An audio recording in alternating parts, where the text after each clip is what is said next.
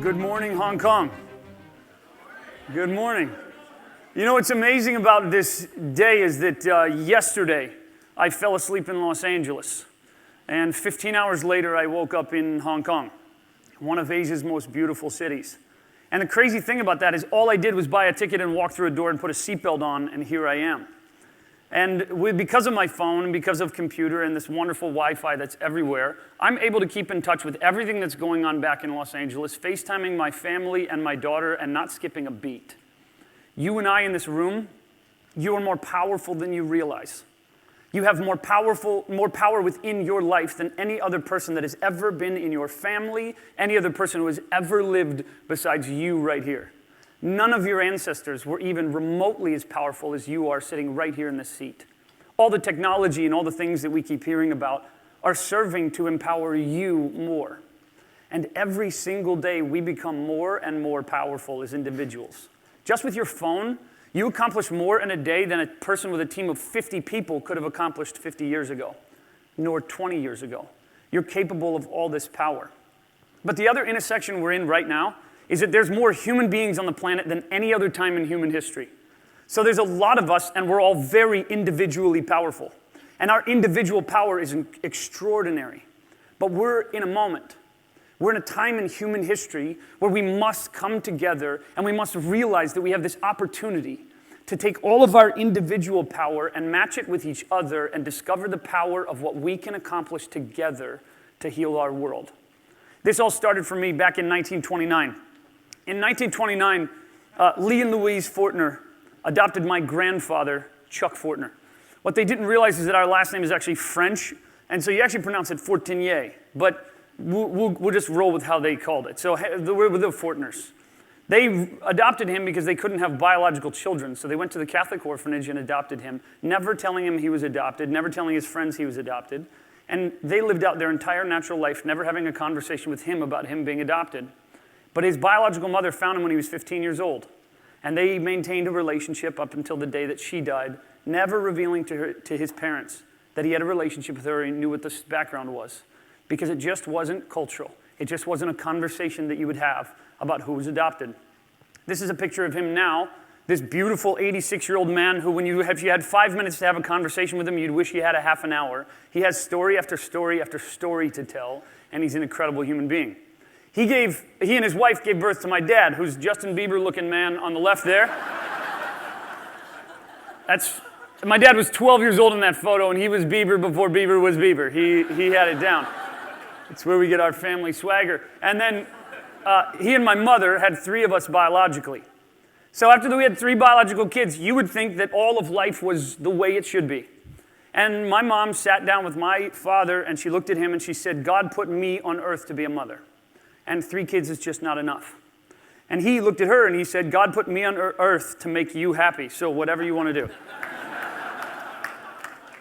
So they sat us down when I was 7 years old and looked at me in the face and said, "We're going to be foster parents." And I remember looking at my mother saying, you and Dad are going to be foster parents. And she said, "No, we are going to be foster parents." I said, "I'm 7 years old. How can I be a foster parent?" She said, "People who need love do not care how old you are." So I took that to heart. And I was the daddinest 7-year-old you've ever met. I could change a diaper in the dark like a soldier could field dress a weapon. I was good. And I would take care of kid after kid. In our home, we had over 36 kids come through our home in 7 years. It was amazing. Some would stay with us for 2 weeks at a time. Some would stay with us for months, and someone would stay with us for years. But they all had one thing in common, is they all had to leave. And they all had to be taken from our home because of a system, or because of a process, or because of skin color. What I got a front row seat to is the power and the transformational power of love. But what I also got a front row seat to is the forgotten and the voiceless and the broken system that we have that does not do a great job, does a very poor job, and does a heinous job at caring for our children in the system. In the United States alone, there are over 500,000 kids in foster care. 25,000 of those kids are aging out every year, meaning when they turn 18 years old, they're saying, "Here are your possessions. Here's all that you have. Good luck. Here are a few numbers to some programs or a few opportunities for you." In the United States, 25% of them are homeless immediately and remain that way for a number of years. 56% of them will be unemployed, 30% of them will experience teenage pregnancy and repeat the cycle where they cannot keep their family together. 80% of those incarcerated in the United States came out of our foster care system. We spend over $180 million a day incarcerating people who 80% of them came out of our foster care system that we manage. 80% of the girls forced into prostitution in the United States, they came out of the foster care system. This broken and brutalized system is slowly but surely taking infants and children and creating all of the problems we see today. So when you travel through a city, whenever I go to a city and see homelessness and recidivism and see anti-sex trafficking organizations, and I see them all over, all I see is a lack of our ability as a society to get our kids into families.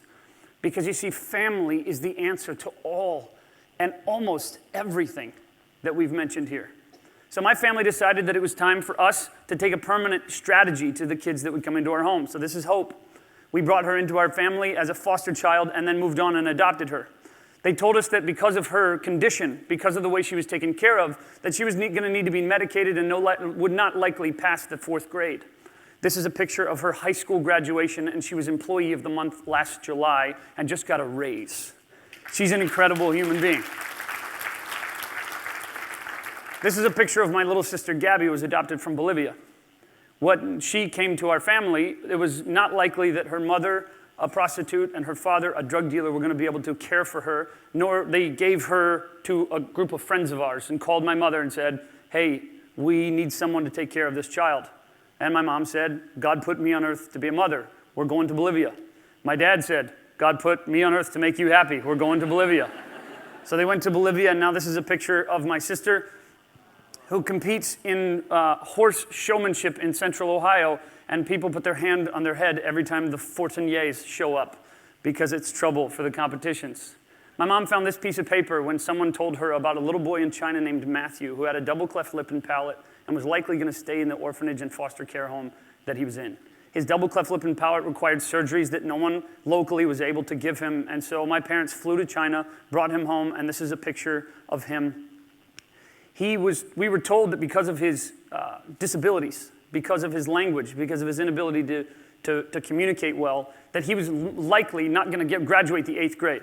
This is a picture of him. He's a junior in college as an accounting major, and he's on the dean's list. This is a woman that met my mother. She met her at a Thanksgiving party, and she said, hey, I'm pregnant, and I need someone to parent this child. I've heard about what your family does, and I'd like you to parent my child. And my mom said, absolutely, I'll parent your child, but you're going to stay in our life. And so that was 18 years ago, and this is a picture of my brother at his graduation, and his birth mother, Shannon, stayed with us through that entire process. This is a little picture of my little brother, Charlie, who my parents went to the Marshall Islands in Hawaii to pick him up. And this is a picture of him now. He is a debonair stud who now has a girlfriend, and if you can peel him away from his phone, he'll keep texting her and he'll tell you how beautiful she looks when she... This is my little sister, Lauren. My parents went to China to go adopt her and bring her home. We were told that it wasn't likely that she was going to be able to stand up or sit on her own. She couldn't sit up on her own, and she kept her head to the side because of the way she was medicated and kept in a crib without her ability to actually move her own head. This is a picture of her now. And again, she is a threat to all the people at the horse shows in Central Ohio. Look out, here comes the blue ribbons.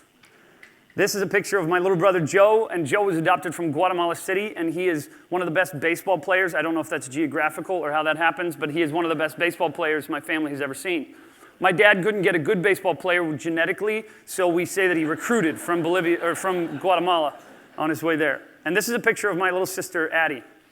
She too came from Guatemala City, and she is one of the most beautiful blue ribbon winners at the Central Ohio Space you've ever seen.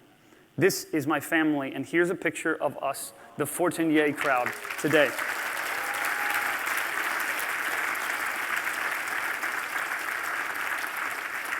See, what we discovered and what we realized is that family is the transformational power to heal the wounds of a child, heal what's broken in a child, and actually bring those children home. Every single time we brought a child into our home on a permanent basis, we watched them transform. We watched their lives change. We watched their personhood change, their confidence grow, their ability to actually become who they were born to be as opposed to who a system said they wouldn't be. Most of the children in foster care system will go through 55 homes by the time they turn 18 years old. Many of them wrongfully medicated. In this scenario, what we got to see is we got to watch family transform everything. It was the ability for us to watch how a child would join our home and become a part of us and grafted as a part of us. Many times people will ask me, well, who's your real brother? And I always say, oh, they're all real. You can ask them their names. They're not holographs. Said that whether they're biological or adopted, they're all grafted into and a part of our family. What we realized is that family is absolutely everything. But we have a problem in our world. In our world, we have over 17.8 million children who do not have a home, whose parents are both deceased or unknown. 17.8 million children in the world, and the solution that we can very clearly see that we've experienced as a family is we've watched how family transforms everything through adoption. Reunification and family preservation are the first line of defense. But if those things are not possible, we must move to adoption as soon as possible so that our children have a chance at a beautiful future. The problem is there's a barrier there. The average cost of adoption is $35,000. Most people who have space in their home or have the space in their life to adopt don't have $35,000 on-hand cash to make that possible. Over 33% of couples consider adoption, and only 2% of them do, and the number one reason is because it's just too expensive. Again, even though we're empowered as individuals, we're incapable of accomplishing something that's necessary for all of us. If we can't get those kids into those homes, we are going to live with the ramification and the downstream effects as a society taking care of those kids. So on my 30th birthday, my dad and I got together, and we launched the first barrier-breaking software we could think of. That was to create a crowdfunding platform for adoption so that we could remove that barrier. So we could let individual people know that there was a tribe of people who were for them, a group of people who were with them, who wanted to help them bring that child home. That child who's a part of us, who's a part of humanity. So on my 30th birthday, we launched. We created adopttogether.org as both a way for families to actually put their profile up online, and then people would make donations. We estimated that there would be 25 families in the first year. We were aiming high, thinking if we help 25 families, we will have won. In our first year, we helped over 147 families adopt from many different states. It's now been 3.5 years, and we've helped over 1,500 families bring their children home. We've helped them raise over $6.3 million in order to make that possible and in order to do that. The other thing we didn't realize how much people would rally around each other. We didn't realize how much people would join together. We didn't realize how much people would be together, nor did we realize how global this would be. We found out that of the people who have adopted, of the families who have adopted through Adopt Together, they've adopted from over 43 countries into all 50 states because it's spanning the globe. What we watched how our people, our families, the people who knew that this needed to happen, the people who wanted to grow their families, they realized the power of all of us giving small amounts of money, all of us giving small amounts of energy, all of us coming together with our individual power to do something extraordinary together. Well, our team wanted to get together and we wanted to figure out a way that we could celebrate our $5 millionth dollar. So we decided we'd celebrate on World Adoption Day. So we Googled it and found out that there's no such thing as World Adoption Day. There's World Mountain Day and World Quinoa Day and no World Adoption Day. So I called the UN and I said, hi, this is Hank Fortener, and I'd like to submit a day for international observance. He said, sir, are you a delegate? And I said, I delegated myself to make this phone call. You bet I'm sure. He said, sir, are you an ambassador? And I said, you bet I am. I'm an ambassador for the 17.8 million children in the world that we have to decide that it's just not okay as a society we don't get them into families. And it's just not okay that we're going to condemn them to this life. So yes, I'm an ambassador for those kids and for the World Adoption Day that you're going to give me. He said, sir, that's not how this works. I said, okay, well, I'm going to do it, and then I'll call you back in a year or so, and then we'll figure out how to make it official later. He said, well, good luck. And he said, but I want you to know it's not going to be real. I said, well, this year is the International Year of Quinoa, and nobody knows that. So I'm going to make a day that everybody does know, and then you and I will figure it out later. He says, good luck. So in November 9th of 2014, we launched the first ever World Adoption Day and invited everyone in the world to put a smiley face on their hand and use our hashtag as a way for us to mobilize people to celebrate The 1 in 2 Americans who know someone personally who has been adopted. There are as many people whose lives have been touched by adoption as there are males in the United States. That there's no global day to celebrate that is unacceptable to us. That there's no day that the international community discusses how quickly we get children into a family, which is a basic human right, is to get children into families as quickly as possible. See, this World Adoption Day for us was a day to celebrate. See, you and I, we have this extraordinary opportunity to take all of these tools and all this technology and all the power that we've been given as individuals and see that we can accomplish so much together. Through Adopt Together and World Adoption Day, we've realized the power of just micro donations along the way. Small acts of generosity lead to big and beautiful changes in the lives of children. And we're just getting started. What we invited people to do is put a smiley face on their hand, and I realize the irony of us doing something together and it being communal, and me asking you to take a selfie. But you can take even a selfie and a small thing and mobilize the attention for the world, mobilize the United Nations to take a day where we ask the international community, how are you caring for those children who have no voice? How are you making sure that a family is possible for every single child? For you and me in this room, you need to know your life is more powerful than you realize. You are more powerful than you realize. The question is, what will you do with that power? And together, we can take that power and we can bend the universe for those who are hurting. We can bend the universe for those who are in need of justice. We can bend the universe together. The question isn't, what will I do with my life? The question must be for all of us, is how will we band together to bend the universe and heal the world? For it is our world together. How will you take the power of your life? How can we take the power of our life and heal the world together? Thank you very much.